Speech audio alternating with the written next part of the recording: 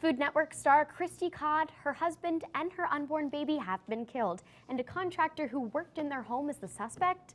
Amelia, can you tell us anything more about this? I can, Maggie. It's really a freak story. Very, very scary stuff, and they're not sure what the motive of the killer was. So let's take a look at that story. Robert Owens was charged Tuesday morning in the murder of Food Network star competitor Christy Codd, husband Joseph, and their unborn child in an ongoing investigation surrounding their disappearance.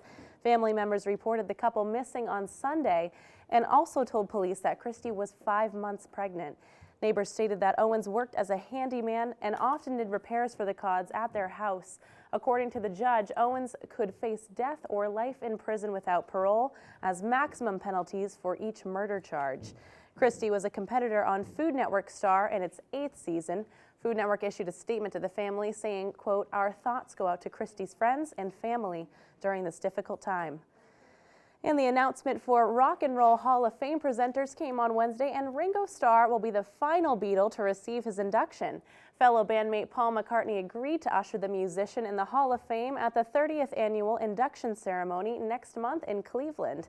The Beatles are in the Hall of Fame as a band already. So are McCartney, John Lennon, and George Harrison as solo artists. So the induction seems a long time coming for drummer Starr.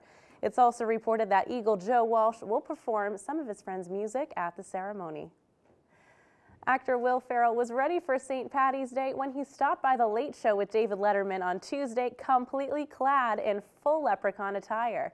But the comedian's wild antics did not stop there. Ferrell continued to sing his own wacky rendition of Irish classic Danny Boy. Let's take a look at his guest appearance. St. Patrick's Day is a very serious holiday to me.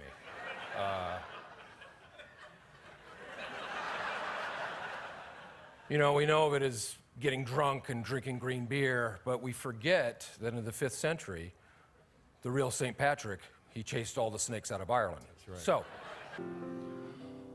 Oh, Danny boy, the snakes are calling. Get enough of him. He always nails it. In movie news, fans of the Disney mega hit Frozen better hold on because plans for Frozen 2 were officially announced by Disney executives at the company's annual shareholders meeting on Thursday. Kristen Bell, who voiced Anna in the first film, confirmed the sequel in the most adorable tweet last week of her hugging a bag of ice with the caption, "Dreams really do come true." Disney announced that the film will reunite the Oscar-winning filmmaking team, including directors Chris Buck and Jennifer Lee, as well as producer Peter Del Vecchio. The original film made nearly $1.3 billion at the global box office and also won an Oscar, so with its enormous success, a sequel was practically a shoo-in. A release date and production details have not been announced yet, but if it's anything like the first one, I'm sure it will be worth the wait. Speaking of sequels, let's take a look at the movies I think should have made one, but never came to be. First up is the family Christmas classic Elf with the one and only Will Ferrell, of course.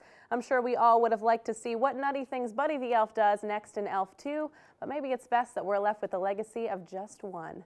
Next is one we all know and love, Ferris Bueller's Day Off. I think we can all admit that Ferris Bueller is the coolest cat ever, and how awesome would it have been to see him as an adult taking a day off from work and the hilarity that would ensue, but I guess it just wasn't meant to be.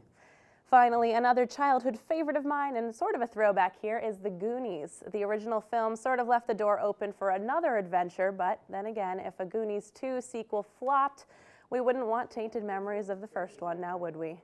All right, well, that just about wraps it up in the wild world of pop news. Maggie and Logan, back to you.